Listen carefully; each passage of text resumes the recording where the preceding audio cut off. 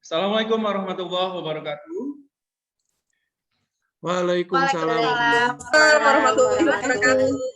One, two, three, four, five, close the door. Kembali lagi di Cepod, yaitu CPNS Pod. Ya, teman-teman sekalian pasti sangat ini kan, ibaratnya pasti teman-teman pemirsa di sana sangat menunggu gitu.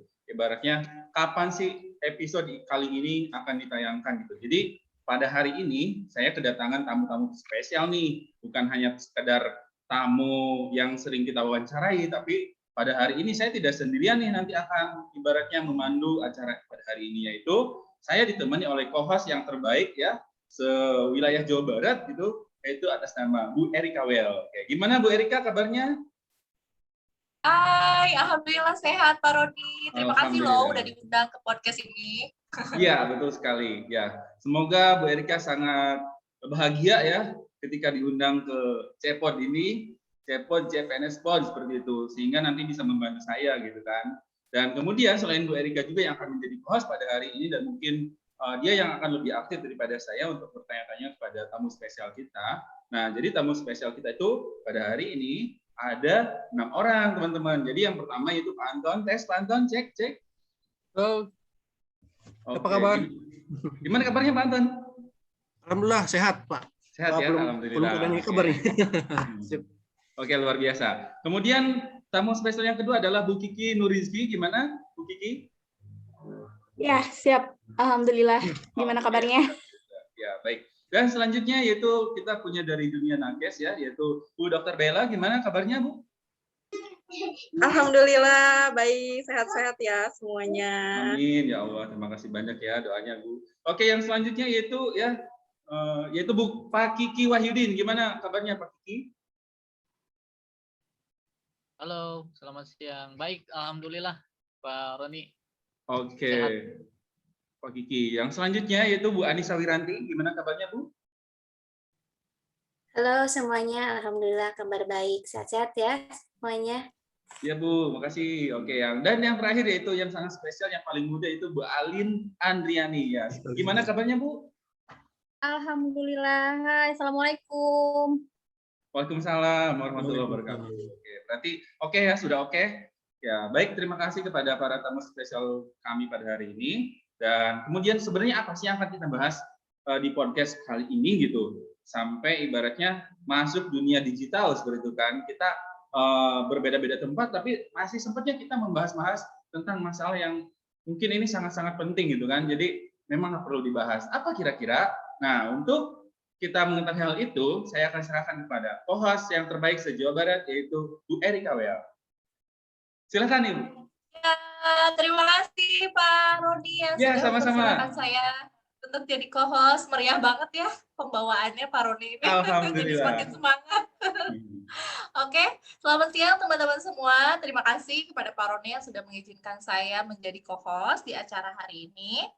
Nah, untuk acara hari ini kan kita spesial nih kedatangan teman-teman CPNS. Wow, CPNS ya. CPNS dari mana? Dari Kabupaten Kuningan, Jawa Barat. Teman-teman CPNS di sini adalah teman-teman CPNS yang masuk ke rekrutmen tahun 2019. Nah, teman-teman di sini kebetulan sedang menjalani Latsar ya. Apa sih Latsar? Pendidikan dan pelatihan dasar CPNS. Nah, oleh karena itu, hari ini pembahasannya akan sedikit bincang-bincang ya, bincang-bincang tentang nilai-nilai dasar PNS. Apa sih nilai-nilai dasar PNS? Seperti yang teman-teman tahu nih, atau bagi yang belum tahu nilai-nilai PNS itu apa aja, biasanya suka disebut dengan aneka ya teman-teman. Apa sih aneka itu? Aneka itu adalah akuntabilitas, nasionalisme, etika publik, komitmen mutu, dan anti korupsi. Nah, tanpa berlama-lama nih, kita langsung aja nih, aku udah mempersiapkan list pertanyaan buat teman-teman CPNS di sini sebagai narasumber. Pertanyaan pertama tentang bagaimana sih pelaksanaan nilai-nilai aneka di lingkungan kerja Anda. Nah, untuk pertanyaan pertama saya pengen tahu dari Pak Anton dulu kali ya. Silakan Pak Anton. Oke, terima kasih Ibu. Perkenalkan kembali, nama saya Anton Hendriana. Saya berasal dari SDN 2 Paniis. Adapun pelaksanaan nilai aneka di sekolah saya itu, di tempat saya bekerja, itu sudah sangat bagus sekali, ya, baik itu dari nilai akuntabilitas, nilai nasionalisme, dan nilai etika publiknya. Di mana kalau dari segi akuntabilitas semuanya bertanggung jawab, Ibu, Bapak dalam menjalankan tugasnya sebagai seorang guru, ya, meskipun di tengah pandemi, tapi semuanya tetap semangat. Ya, kalau dari segi nasionalisme sendiri, nilai kekeluargaan di tempat saya itu sangat kuat. Ya, semuanya itu saling bahu membahu membantu ketika ada yang misalkan nih ada yang guru yang tidak bisa mengajar, ada saling menggantikan lah, satu sama lain saling mengisi. Tapi tetap ya Bu, yang namanya cinta aja nggak ada yang sempurna, apalagi pelaksanaan nilai aneka, ya tetap ada kurangnya. Salah satunya di komitmen mutu, ya pembelajarannya tuh kadang masih monoton, hanya lewat WhatsApp group saja, terutama kan di masa pandemi seperti ini, dan juga kurang disiplin. Maksudnya kurang disiplin itu dari segi waktu, kadang mah pulangnya lebih cepat, seperti itu sih. Udah sih, kayak gitu aja. Terima kasih. Ya, terima kasih Pak Anton udah sharing tadi ya tentang pertanyaan pertama. Berarti intinya tadi ada beberapa nilai yang sudah bagus, tetapi ada juga beberapa nilai yang masih kurang. Nah, selain dari tempat kerja Pak Anton nih, aku juga pengen tahu mungkin dari tempat kerjanya Pak Kiki ya. Pak Kiki Wahyudin, silahkan boleh sharing. Oke, baik, terima kasih Bu Erika atas kesempatan yang telah diberikan. Untuk penerapan nilai-nilai, perkenalan dulu ya. Nama saya Kiki Wahyudin, unit kerja saya di SD Negeri Jambu Gelis. Nah, adapun untuk penerapan nilai-nilai ASN di sekolah saya, alhamdulillah penerapannya sudah dilaksanakan dengan sangat baik. Yang saya rasakan adalah pada komitmen mutu.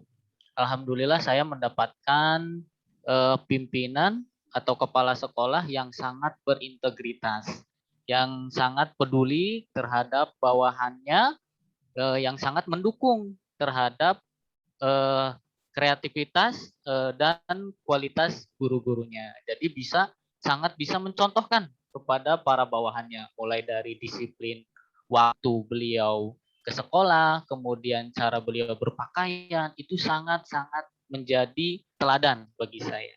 Kemudian yang selanjutnya yaitu pada aspek etika publik kepada orang tua murid, komunikasi sangat terjalin dengan baik, kemudian disampaikan dengan baik pula. Setiap program-program yang ingin dilaksanakan oleh sekolah selalu disampaikan kepada orang tua supaya mendapatkan solusi yang terbaik. Contohnya, baru-baru ini sekolah kami sudah membahas tentang persiapan asesmen nasional yang akan dilaksanakan beberapa bulan ke depan.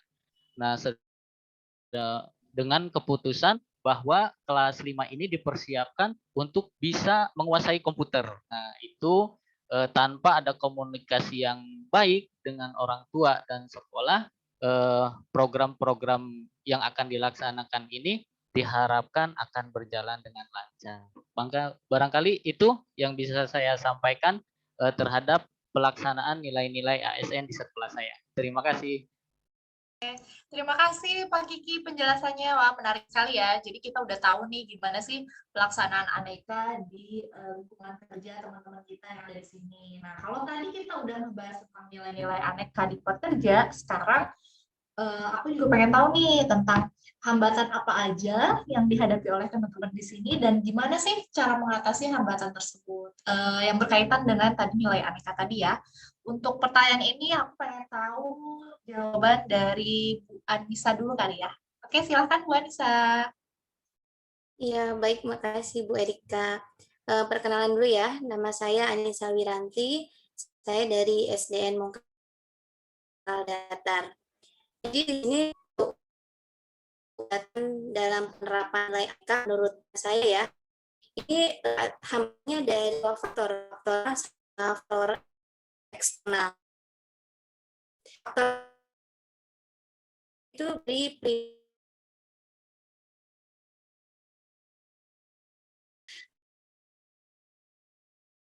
lakukan yang baik itu. Nah, untuk faktor eksternalnya sendiri itu yang dipengaruhi oleh lingkungan sekitar. Misalnya pemimpin atau pimpinannya yang kurang tegas, atau misalnya dari rekan kerja yang tidak membenarkan kebiasaan yang gitu ya, anggapnya hal-hal yang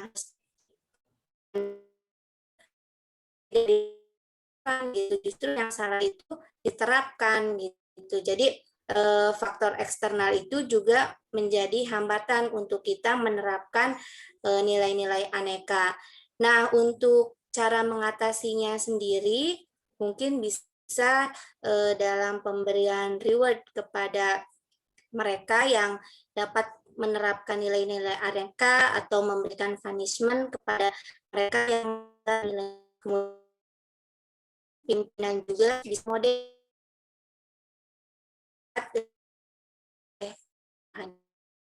saya Kak. Oke, baik. Tadi sinyal sedikit terganggu ya, Bu Anissa ya, suaranya agak kurang jelas. Tapi nggak apa-apa. Iya, sinyalnya mungkin. Iya, nggak apa-apa Bu Anissa, tadi sempat terdengar kok bahwa jawabannya itu ada dari faktor internal dan faktor eksternal ya tadi ya Bu Anissa. Iya, betul. Oke. Iya, terima kasih ya Bu Anissa jawabannya. Iya, baik. Oke, selanjutnya selain dari Bu Anissa mengenai bagaimana hambatan apa dan strategi untuk menghadapi hambatan tersebut, saya juga pengen tahu dari Ibu Kiki Nuriski ya. Silakan Ibu Kiki. Iya, terima kasih Bu Erika. Sebelumnya, perkenalkan nama saya Kiki Nuriski. Saya bekerja di instansi SDN 1 Purwasari ya. Mengenai faktor penghambat penerapan nilai-nilai aneka, itu ada 2 faktor ya. Ya hampir sama kayak Bu Anissa ya, sekedar melengkapi. Yang pertama faktor internal, yang kedua faktor eksternal. Kalau faktor internal itu berasal dari diri kita sendiri ya. Terkadang seorang itu ada yang rajin dan ada yang malas ya. Sementara kan untuk penerapan nilai-nilai aneka itu intinya yang diperlukan itu konsistensi ya. Di mana tidak hanya semangat di awal, namun juga gimana caranya untuk tetap istiqomah ya, menjalankan nilai-nilai aneka itu sendiri. Kalau yang dari eksternalnya itu sebenarnya banyak faktor ya. Yang pertama dari pimpinannya itu sendiri yang mungkin kurang tegas. Yang kedua dari rekan-rekan sejawat yang mungkin membudayakan kebiasaan yang kurang baik.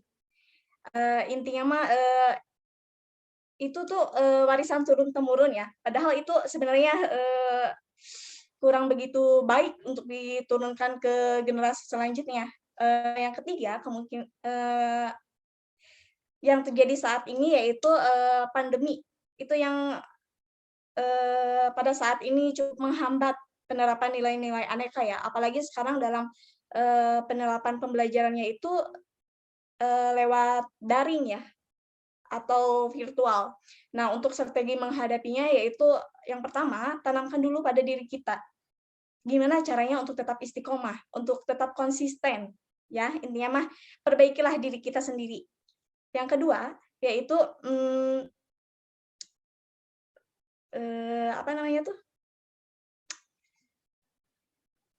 memberikan reward and punishment. Di mana adanya reward untuk pegawai yang disiplin dan punishment atau hukuman, bukan hukuman sih, lebih ke sanksi tegas untuk memberikan efek jera bagi yang melanggar kedisiplinan itu sendiri. Yang mungkin itu satu lagi dalam pandemi COVID ini, dalam mengajar ini mungkin sulit ya.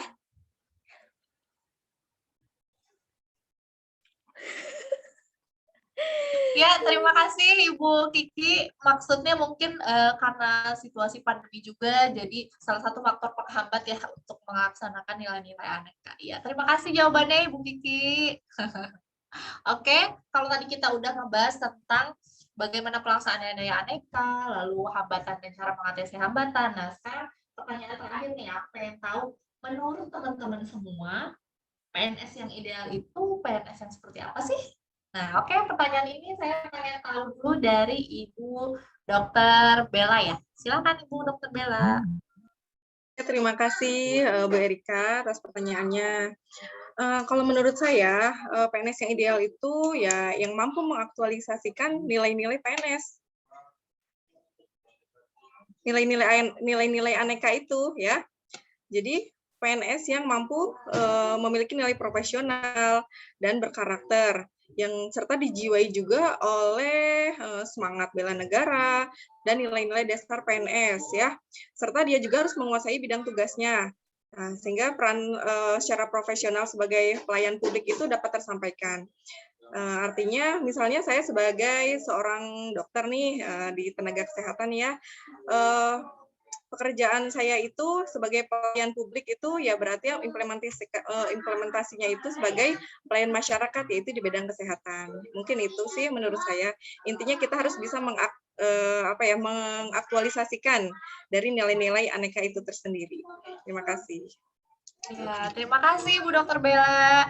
Ya, intinya yang bisa menerapkan nilai-nilai aneka. Nah, kalau tadi jawaban Bu Bella seperti itu, sekarang saya pengen tahu nih jawaban dari Ibu Alin. Silakan Ibu Alin.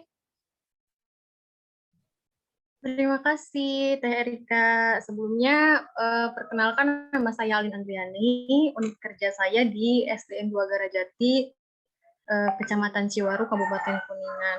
Mungkin kalau berbicara PNS yang ideal, kita di sini karena sedang sama-sama belajar ya, jadi mungkin di sini saya menyebutkan atau menambahkan tadi sedikit tentang PNS yang ideal itu bukan berarti saya sudah ideal gitu ya, tapi kita sama-sama belajar lah gitu.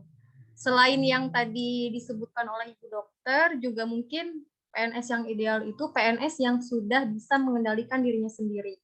Artinya PNS yang sudah bisa menguasai multiple intelligence. Apa itu multiple intelligence? Multiple intelligence itu ada 3. Yang pertama spiritual, yang kedua emosional, dan yang ketiga sosial. Nah, kalau seorang PNS sudah bisa menguasai ketiga kemampuan tersebut, mungkin akan menjadi pribadi yang unggul. Pribadi yang unggul itu pribadi yang profesional dan berintegritas. Nah, setelah menjadi pribadi yang unggul, itu akan dengan mudah PNS tersebut bisa menerapkan nilai-nilai dasar PNS yang menjadi pegangan untuk PNS tersebut dalam menjalankan dan melaksanakan tugas sesuai dengan tupoksinya. Mungkin seperti itu tambahannya Teh Erika. Semoga bermanfaat, dan sekali lagi bukan berarti saya sudah menjadi PNS yang ideal, tapi mungkin itu hanya harapan kita ya sebagai calon pegawai negeri ini untuk supaya bisa menjadi PNS yang ideal. Mungkin seperti itu Teh Erika, terima kasih.